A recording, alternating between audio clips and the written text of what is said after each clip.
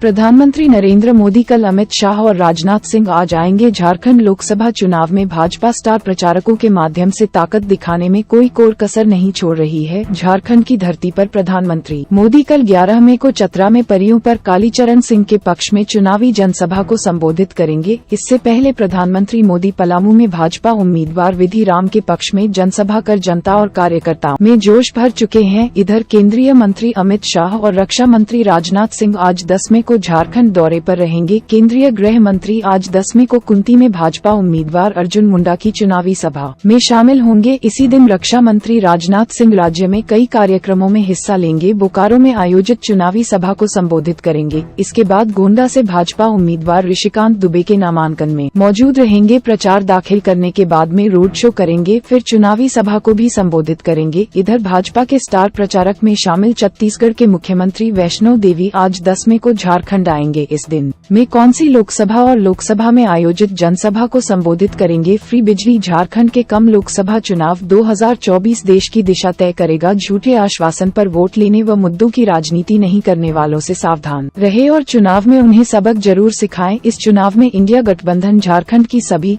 14 SIM जीतेगी। उन्होंने कहा कि जून से 30 लाख गरीब परिवारों को फ्री में बिजली मिलेगी। वह राजनगर हाई स्कूल मैदान में आयोजित चुनावी जनसभा को संबोधित कर रहे थे। मुख्यमंत्री सिंह संसदीय सीट से पार्टी प्रत्याशी जो भगवान जी के पक्ष में सभा को संबोधित कर रहे थे। कम चंपई सोरेन ने भाजपा पर हमला करते हुए 2014 में महंगाई के नाम पर केंद्र की सत्ता संभालने वाली भाजपा सिर्फ झूठ बोलना जानती है। उसे समय गैस की कीमत 400 रुपए थी, तब महंगाई को लेकर हाईटेक मचाई गई और कहा गया कि जनता के खाते में 15 लाख रुपए आएंगे। प्रत्येक वर्ष 2 करोड़ युवाओं को नौकरी मिलेगी। जनता के अच्छे दिन आने की बात कही गई, परंतु बीजेपी का सभी घोषणा पत्र सिर्फ जुमलेबाजी साबित हुआ। एक भी घोषणा पर अमल नहीं हुआ। संजीवों के पास कहां से आए करोड़ों रुपए, एड के सामने बोली रीता लाल। टेंडर कमीशन घोटाले में मंत्री आतंकी आलम के गिरफ्तार निजी सचिव संजू लाल और संजीव लाल के नौकर जहांगीर आलम से एड ने विमान पर दूसरे दिन भी लंबी पूछताछ की। हिंदी के समय पर गुरुवार को संजीव लाल की पत्नी रीता लाल भी पहुंची थी, जिसे एड ने दूसरे दिन भी पूछताछ की। दीदी ने कुछ देर के लिए रीता लाल को संजू लाल के सामने बिठाकर भी पूछताछ की। एड ने रीता लाल से संजीव लाल व उनके नौकर के ठिकानों से बरामद 38 करोड़ रुपए के बारे में भी पूछताछ कीजिए कि उन्हें नहीं पता कि रुपए कहां से आए। रीता लाल से उनके बैंक खातों की जानकारी ली। उनसे ये भी पूछा गया है कि उनके पति संजीव लाल के नाम पर कितनी चल संपत्ति है। संजीव लाल व उनके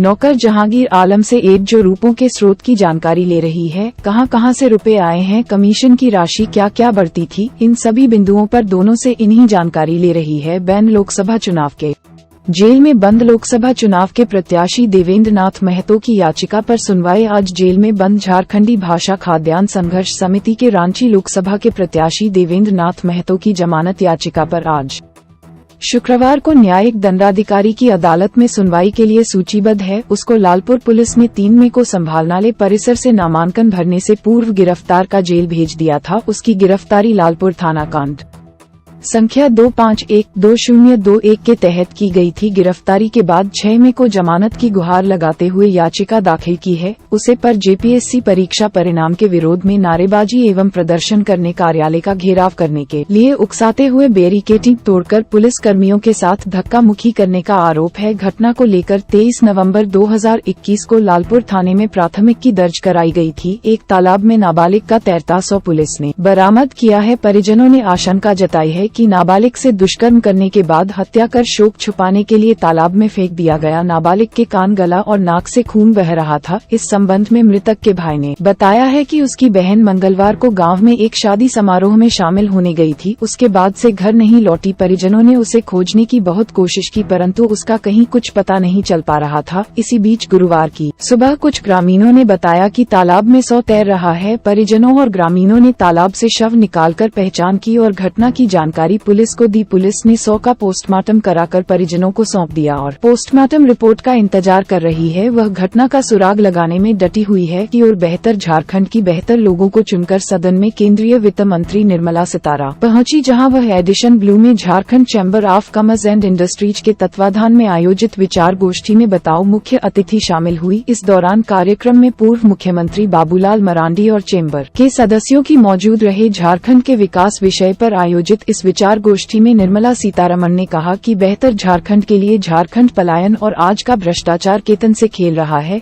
इसलिए राज्य से पलायन को रोकना सबसे बड़ी चुनौती है। इस पर रोक तभी संभव का जब हम यहाँ पर कानून व्यवस्था को ठीक करेंगे। इसके अलावा पूरी तरह से केवल मिनरल्स पर निर्भर होना बंद करना पड़ेगा। हमें अन्य संसाधनों को भी विकसित करना होगा। इसके अतिरिक्त हमें अपनी बेसिक इंफ्रास्ट्रक्चर पर भी ध्यान देने की जरूरत है। बिजली पानी तो हमारी जरूरत है ही, इसके अलावा बेहतर अस्पताल पर भी ध्यान देना होगा।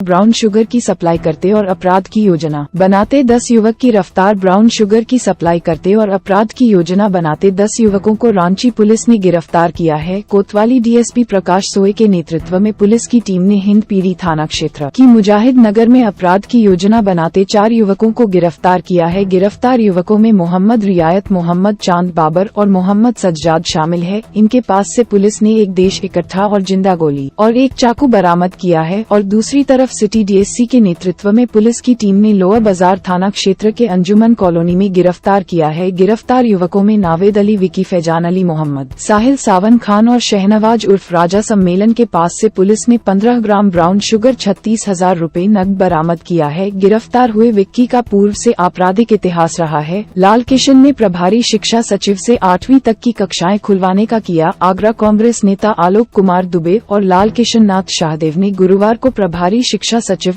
मनोज कुमार से प्रोजेक्ट बिल्डिंग में मुलाकात की। दोनों नेताओं ने बदलते मौसम को देखते हुए कक्षा पूरी नर्सरी से कक्षा 8वीं तक के स्कूल खोलने की मांग की है। आलोक कुमार दुबे और लाल किशन नाथ शाहदेव ने प्रभारी शिक्षा सचिव मनोज कुमार से प्रोजेक्ट भवन में विज्ञापन सौंपकर छोटे बच्चों के लिए सुबह 7 बजे से 10 बजे तक स्कूल संचालक की अनुमति देने की मांग की है। दोनों नेताओं ने शिक्षा सचिव से कहा कि अचानक स्कूल बंद किए जाने की अध्यादेश से गर्मी छुट्टियां में दिए जाने वाले होमवर्क भी बच्चों को नहीं मिल पाया है। साथ ही साथ लगभग 45 दिनों से अधिक समय तक स्कूल भी बंद रहेंगे, जिससे पठान पाटन पूरी तरह से प्रभावितों का दोनों नेता ने कहा है कि पूरी तरह से स्कूल बंद कर देना कहीं से भी उचित नहीं है। शिक्षा सचिव ने उचित कार्रवाई करने का आश्वासन दिया है।